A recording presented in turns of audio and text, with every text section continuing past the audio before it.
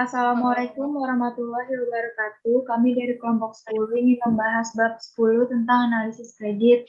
Bersama anggota saya yaitu Aisyah Ramasari, Hardianti Jama, Nurbaiti Usman, Sukmawati Indah, dan Zara Rafenda. Oke, langsung lanjut aja ke slide yang pertama. Akan dibawakan oleh Aisyah Ramasari. Baik, saya akan melanjutkannya. Di sini saya akan membahas persistensi laba. Persistensi laba secara umum didefinisikan mencakup stabilitas, prediktabilitas, variabilitas, dan tren dalam laba. Analisis valuasi ekuitas menekankan pada laba dan ukuran akuntansi lainnya untuk menghitung nilai perusahaan. Salah satu tugas dalam analisis ekuitas adalah menyusun ulang laba dan komponen laba sehingga elemen yang stabil, normal dan berlanjut terkait laba dapat dipisahkan dan dibedakan dari elemen yang acak, tidak teratur, dan tidak bisa dan tidak berulang. Informasi mengenai persistensi laba. Analisis hasil operasi untuk penyusunan ulang dan penyesuaian laba membutuhkan informasi yang dapat diandalkan dan relevan. Sumber utama informasi adalah yang pertama, laporan laba rugi, yang kedua, laporan keuangan lainnya dan catatan atas laporan keuangan, yang ketiga, diskusi dan analisis manajemen. Informasi yang relevan mencakup yang memengaruhi komparabilitas dan interpretasi laba. Contohnya adalah perubahan bauran produk dan inovasi teknologi. Lalu ada penyusunan laba dan komponen laba. Penyusunan ulang laba dan komponen laba, penyusunan ulang dan penyusunan komponen laba dapat membantu menetapkan kekuatan laba suatu perusahaan. Penyusunan ulang bertujuan untuk menyusun komponen laba guna menyajikan klasifikasi yang lebih berarti dan format yang relevan untuk analisis. Untuk proses penyesuaian menggunakan data dari laporan laba rugi yang disusun ulang dan informasi lainnya yang tersedia untuk menetapkan komponen laba pada periode di mana komponen laba seharusnya dilaporkan. Untuk perubahan dalam prinsip-prinsip dan estimasi akuntansi seluruh tahun yang dianalisis seharusnya disesuaikan berdasarkan basis yang dapat diperbandingkan. Selanjutnya ada determinan persistensi laba. Setelah menyusun ulang dan menyesuaikan laba, analisis kita selanjutnya berfokus dalam menentukan persistensi laba. Manajemen laba, variabilitas, tren, dan insentif merupakan seluruh determinan yang berpotensi mempengaruhi persistensi laba. Yang pertama, tren dan persistensi laba. Tren laba dapat dinilai melalui metode statistik atau dengan pernyataan tren. Tren laba seringkali mengungkapkan petunjuk mengenai kinerja perusahaan saat ini dan masa depan, serta menilai kualitas manajemen. Mungkin salah satu motivasi utama manajemen laba adalah untuk mempengaruhi tren laba, karena dalam praktik manajemen laba mengasumsikan tren laba penting bagi penilaian.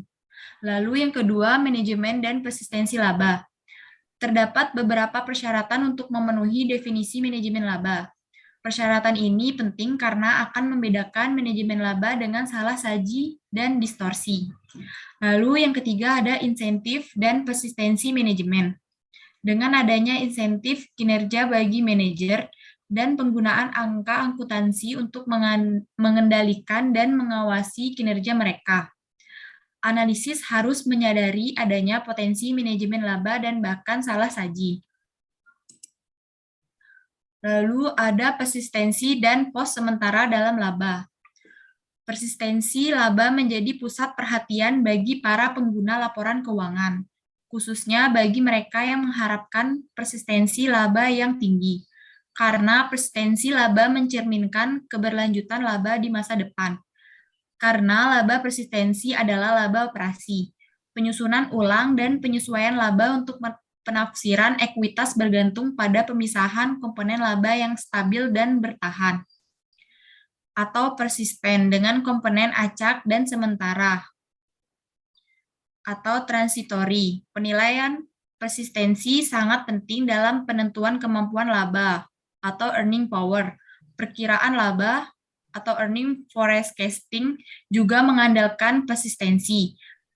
Bagi penting dalam analisis adalah menilai persistensi komponen keuntungan dan kerugian dalam laba atau earning. Baik, selanjutnya akan dilanjutkan oleh teman saya. Analisis dan interpretasi pos sementara. Tujuan analisis dan interpretasi pos luar biasa adalah yang pertama itu menentukan apakah suatu pos bersifat sementara atau tidak bertahan. Proses ini melibatkan penilaian apakah pos tersebut tidak biasa, bukan pos operasi atau tidak berulang. Yang kedua itu menentukan penyesuaian yang diperlukan setelah penilaian persistensi yang seringkali diperlukannya penyesuaian khusus untuk evaluasi maupun perkiraan laba. Next. Keuntungan dan kerugian operasi dan non-operasi tidak berulang. Yang pertama itu, keuntungan dan kerugian operasi yang tidak berulang itu terkait dengan aktivitas operasi tetapi jarang terjadi atau tidak dapat diprediksi. Pos operasi yang dimaksud adalah pos yang berhubungan dengan aktivitas normal bisnis. Peristiwa rutin yang menghasilkan keuntungan atau kerugian dikategorikan peristiwa berulang atau recurring. Sementara kejadian yang tidak terduga dan jarang terjadi dikategorikan sebagai tidak berulang atau non-recurring. Yang kedua itu keuntungan dan kerugian non operasi yang tidak berulang. Pos ini tidak berulang dan tidak dapat diprediksi dan terjadi di luar operasi normal. Ciri-cirinya kejadian dari pos ini biasanya tidak ada hubungan dengan kegiatan operasi atau extraneous, tidak diinginkan atau unintended, dan tidak direncanakan unplanned. Namun tidak selalu seluruhnya tidak diharapkan. Aktivitas usaha terkait dengan risiko kejadian yang merupakan atau kejutan yang tiba-tiba terjadi. Apakah sifatnya alami atau buatan manusia? Next. Selanjutnya itu dampak pos sementara terhadap sumber daya perusahaan. Setiap keuntungan atau kerugian yang memiliki dampak ganda. Sebagai contoh, ketika mencatat keuntungan, perusahaan juga mencatat peningkatan sumber daya. Sebaliknya, ketika mencatat kerugian, perusahaan juga mencatat pengurangan sumber daya. Lalu keuntungan atau kerugian akan menaikkan atau menurunkan sumber daya. Karena pengembalian investasi modal diukur sehubungan dengan laba bersih terhadap sumber daya. Keuntungan atau kerugian sementara mempengaruhi pengukuran ini. Semakin besar pos sementara, semakin besar dampaknya terhadap pengembalian. Dalam hal ini, prediksi profitabilitas dengan pengembalian investasi, analisis harus mempertimbangkan dampak pencatatan pos sementara dan kemungkinan kejadian masa depan yang menyebabkan pos sementara itu. Next.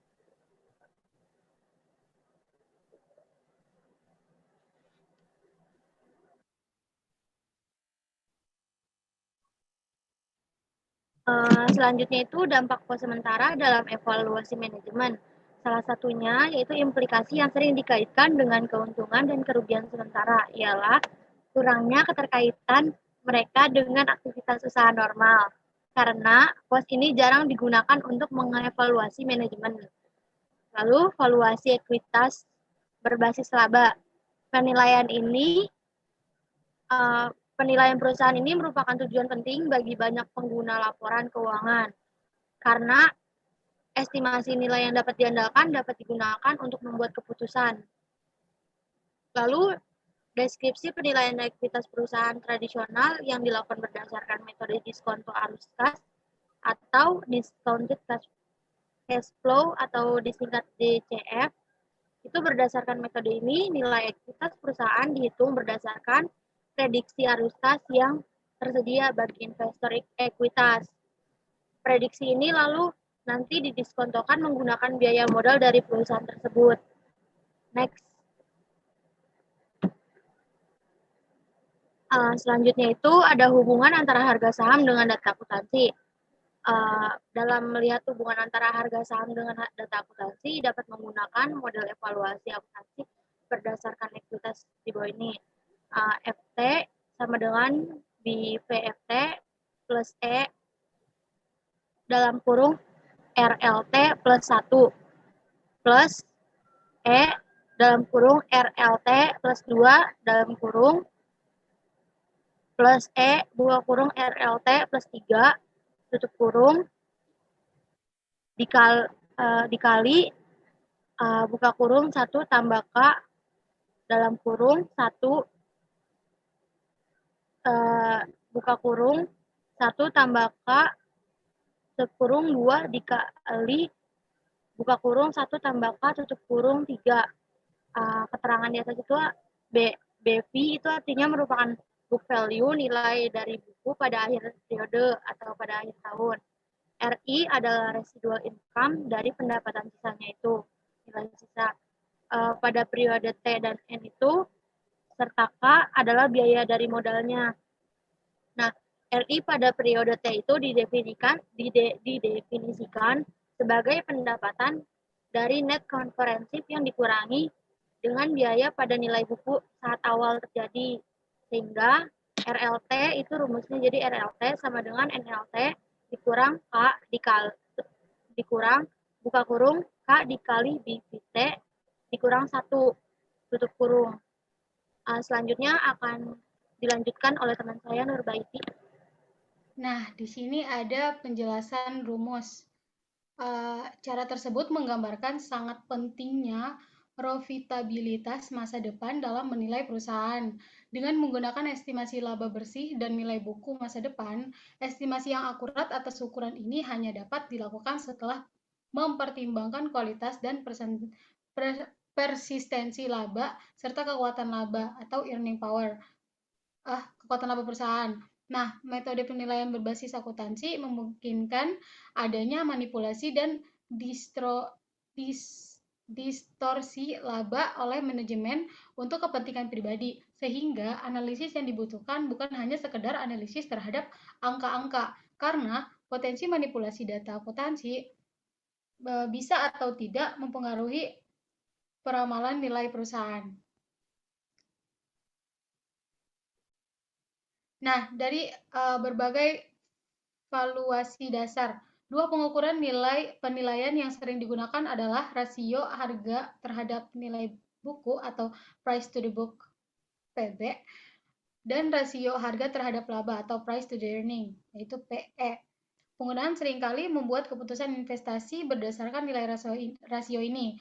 Berikut dijelaskan bagaimana seorang analisis mendapatkan rasio dasar PB dan PE tanpa mengacu pada harga pasar saham suatu perusahaan. Melalui perbandingan rasio dasar ini dengan angka implisit pada harga pasar saham terkini, kita dapat mengevaluasi nilai investasi suatu perusahaan milik publik. Untuk perusahaan yang sahamnya tidak diperdagangkan secara aktif, rasio dasar ini dapat digunakan sebagai alat untuk mengestimasi nilai ekuitas. Nah, di sini ada rasio harga terhadap nilai buku. Nah, rasio harga terhadap nilai buku rumusnya itu harga per lembar saham dibagi nilai buku per lembar. Nah, di sini ada contoh soalnya. Dalam laporan keuangan Bank Tabungan Negara (TBK) per tanggal 3 November 2017, harga per lembar saham Bank Tabungan Negara TBK dengan kode emiten BBTN adalah sebesar Rp2.880. Sementara nilai buku per saham adalah sebesar Rp1.944. Nah, diketahui harga per lembar sahamnya itu Rp2.880. Terus nilai buku per lembar sahamnya itu Rp1.944. Terus ada rasio harga terhadap nilai buku itu berapa? Nah, pertanyaannya, berapakah rasio PBV atau rasio harga terhadap nilai buku BBTN? Nah, cara menghitungnya, yang pertama itu ada price to the book value sama dengan harga per lembar saham dibagi nilai buku per lembar saham. Price to the book value-nya itu kan Rp2.880.000 dibagi sama nilai buku per lembar sahamnya itu Rp1.944. Jadi, price to the book value-nya itu 1,48 kali. Jadi, price to the book value atau PBV Bank Tabungan Negara TBK adalah sebesar 1,48 kali.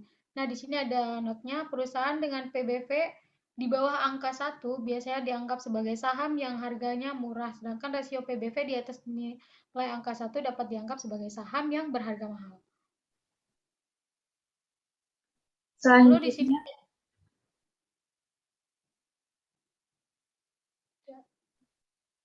Selanjutnya ada rasio harga terhadap laba.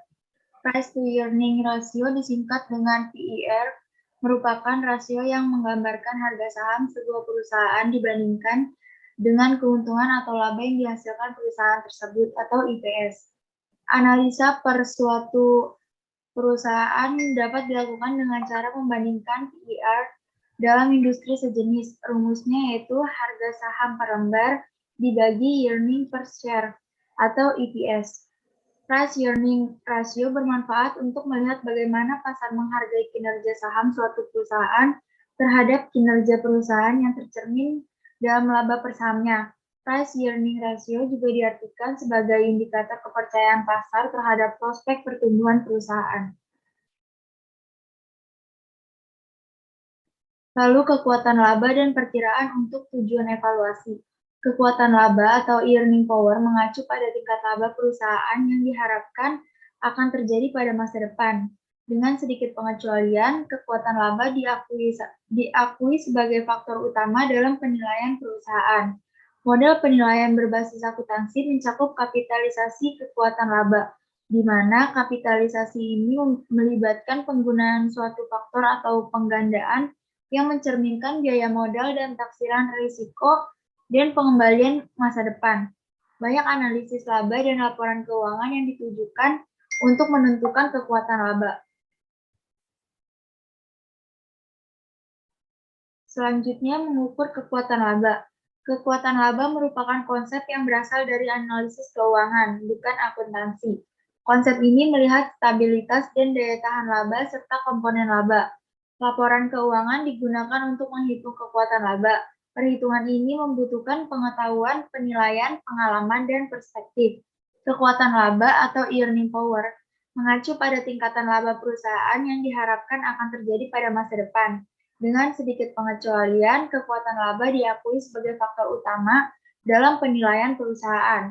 Model penilaian berbasis akuntansi mencakup kapitalisasi kekuatan laba, di mana kapitalisasi ini melibatkan penggunaan suatu faktor atau penggandaan yang mencerminkan biaya modal dan taksiran risiko serta pengembalian masa depan. Banyak analisis laba dan laporan keuangan yang ditunjukkan untuk menentukan kekuatan laba.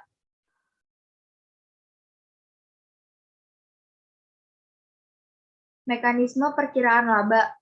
Peramalan mengharuskan kita untuk menggunakan seluruh informasi yang tersedia secara efektif, termasuk laba periode sebelumnya.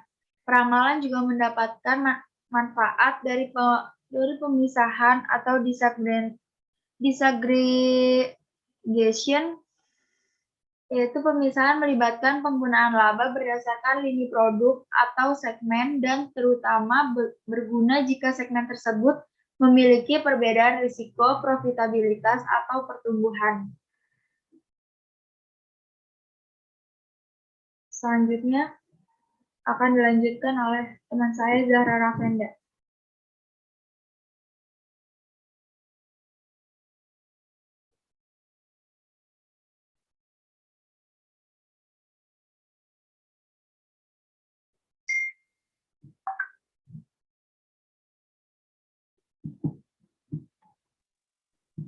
Elemen-elemen pada perkiraan laba. Elemen lainnya dalam perkiraan laba adalah pengecekan kewajaran perkiraan.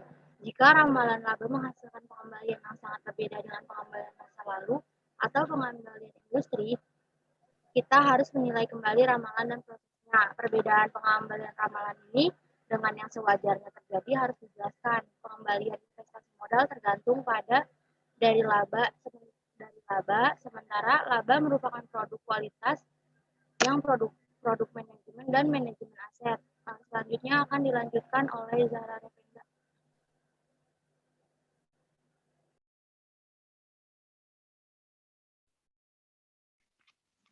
Selanjutnya, kualitas manajemen. Dibutuhkan manajemen yang memiliki akses ke berbagai sumber daya untuk menghidupkan Aktiva melalui penggunaan yang efisien dan menguntungkan. Stabilitas hubungan dan tren dapat diasumsikan stabil jika menunjukkan tidak ada perubahan besar atas keahlian, kedalaman, dan kelangsungan manajemen. Di samping itu juga menunjukkan tidak adanya perubahan yang besar pada jenis usaha yang sesuai dengan keahlian manajemen.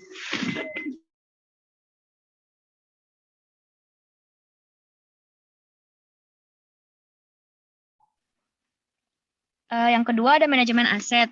Perusahaan membutuhkan Aktiva untuk mengembangkan operasi, kelangsungan keberhasilan, dan ramalan pertumbuhan, bergantung pada sumber pendanaan dan dampaknya terhadap laba. Kondisi keuangan suatu perusahaan merupakan elemen peramalan laba lainnya. Kurangnya likuiditas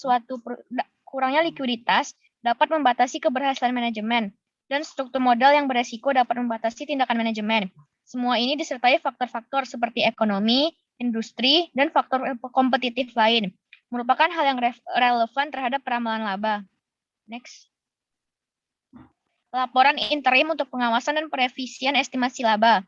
Laporan keuangan interim merupakan sumber informasi yang berharga untuk mengawasi kinerja. Laporan ini berguna untuk merevisi estimasi kekuatan laba dan peramalan laba.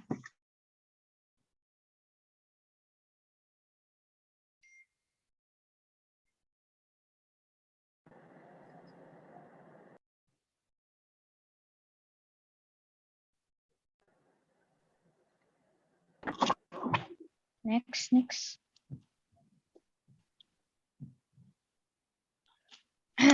Penyesuaian akuntansi akhir periode. Menentukan hasil operasi untuk periode 1 tahun membutuhkan beberapa penyesuaian akrual dan estimasi. Contohnya adalah pengakuan pendapatan, menentukan biaya persediaan, alokasi overhead, mencari nilai pasar sekuritas, dan memperkirakan piutang tak tertagih. Yang kedua, dampak musiman pada aktivitas bisnis. Beberapa perusahaan memiliki aktivitas usaha musiman, penjualan, produksi, dana aktivitas operasi lain seringkali dapat dibagi sama antar periode interim. Hal ini dapat mendistorsi perbandingan laba interim. Selain itu juga dapat menimbulkan masalah pada alokasi biaya-biaya yang sifatnya diskresioner, seperti iklan, penelitian, pengembangan, perbaikan, dan pemeliharaan. Next. 3. Metode pelaporan terintegrasi. Laporan kuartalan merupakan bagian dari keseluruhan 1 tahun dan bukannya periode diskrit, mensyaratkan pengakuan pendapatan dan beban. Hal ini mencakup penyusutan persediaan, diskon atas kuantitas, dan piutang tak tertagih. Yang keempat, ada persyaratan pelaporan interim SEC. Terdapat beberapa persyaratan pelaporan untuk laporan interim yang diwajibkan oleh SEC.